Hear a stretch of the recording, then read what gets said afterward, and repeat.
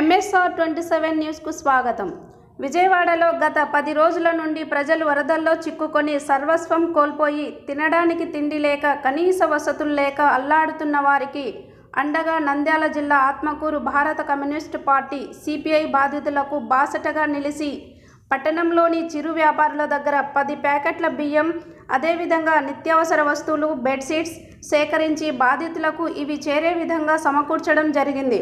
విజయవాడ వరద బాధితుల విరాళాల సేకరణలో సిపిఐ నంద్యాల జిల్లా కార్యదర్శి ఎన్ రంగనాయుడు, ఆత్మకూరు సిపిఐ కార్యదర్శి ప్రతాప్, ఏఐటియుసి నాయకులు బీసన్న, మహిళా సమాఖ్య నాయకురాలు స్వాతి, ముత్తుజాబి, హమాలీ యూనియన్ నాయకులు చాంద్ బాషా, జాకిర్ హుస్సేన్, ఖాదర్ వలీ అనేక మంది బాధితులకు అండగా ఉన్నారు.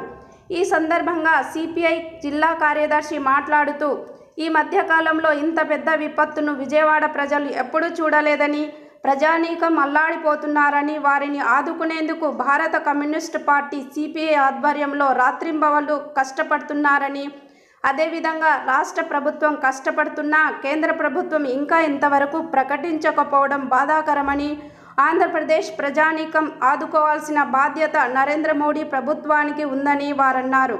వెంటనే వరద సహాయక చర్యల కోసం 10,000 కోట్లు ప్యాకేజీలు వెంటనే ప్రకటించాలని నాయకులు డిమాండ్ చేశారు.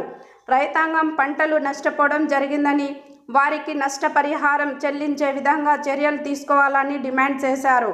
వరదలను అరికట్టడంలో విజయవాడలో ఉన్నటువంటి అధికారుల నిర్లక్ష్యం లోపం ఉందని వారు ఆరోపించారు. జిల్లా వ్యాప్తంగా సిపిఐ విజయవాడ వరద బాధితులకు వసూలు చేసినటువంటి వాటిని సిపిఐ రాష్ట్ర సమితి అందజేయడం జరుగుతుందని, వాటిని నేరుగా బాధితులకు పంపిణీ చేస్తామని సిపిఐ జిల్లా కార్యదర్శి రంగనాయుడు తెలిపారు.